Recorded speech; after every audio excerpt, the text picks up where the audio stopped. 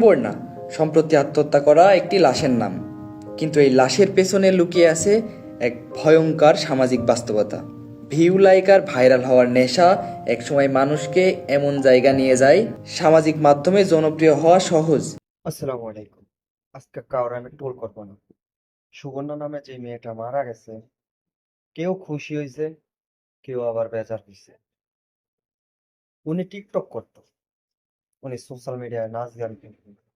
মানুষ মরার পরে যতটাই খারাপ থাকুক, মরার পরে মানুষ এর জন্য একটু না একটু আফসোস করে, কিন্তু কেউ আফসোস করলো না। ওনার জানাজা পর্যন্ত করতে দিল না, ওনার কবর পর্যন্ত দিতে দিল না। মানুষ এত নিষ্ঠুর কিভাবে হয়? মানলাম মেয়েটা খারাপ ছিল, কিন্তু এতটা খারাপ মানুষ করতেছে যে মানুষ উনার জানাজা পর্যন্ত পড়াতে চায়। আমি চাই ভিডিওটা এত পরিমাণে শেয়ার করুন যে যে মানুষগুলো এমন করছে ওই মানুষগুলো মরার পরও যে কবরের জায়গা না হোক। হ্যাঁ,